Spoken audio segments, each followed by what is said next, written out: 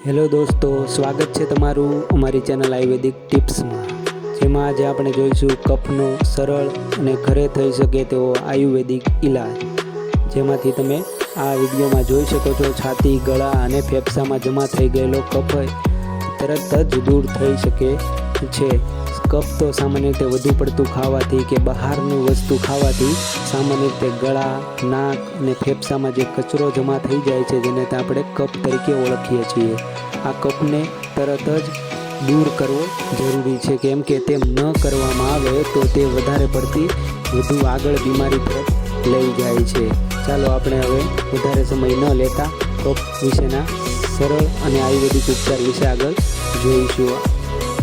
આયુર્વેદિક ઉપચારમાં સામાન્ય રીતે આપણે પહેલાં 4 ઉપચાર આમાં આપેલા છે આ વિડીયોમાં, જેમાંથી તમે કોઈ પણ એક ઉપચાર ઘરે કરી શકો છો, જેનાથી તમને કફમાં રાહત મળી શકે છે. પહેલા ઉપચાર તરીકે આપણે લઈશું તુલસી, આદુ અને મધ, જે આપણે વિડીયોમાં બતાવેલું છે. તુલસી, આદુ અને મધ જે સામાન્ય રીતે ઘરમાં મળી શકે છે. તેમાં તુલસીનો 3 ગ્રામ રસ અને આદુનો 3 ગ્રામ રસ લઈ લેવાના છે, જેને 1 ચમચી મધ સાથે લેવાના છે. તેનાથી કફ તરત જ મટી શકે છે.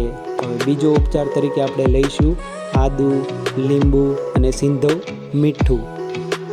હવે આમાં આદુનો રસ અને લીંબુનો રસ, આ 2 રસ, સિંધવ મીઠું, 3 વસ્તુ જમતા પહેલાં લેવાની છે, તો તેનાથી કફ મટે છે. ત્રીજો ઉપચાર તરીકે આપણે લઈશું શેકેલા ચણા અને દૂધનો ઉપચાર.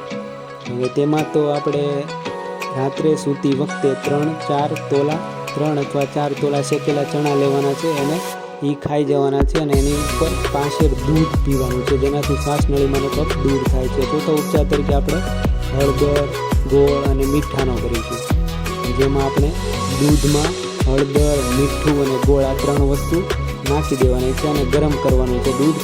પછી એ પી જવામાં આવે તો કફ મટે છે.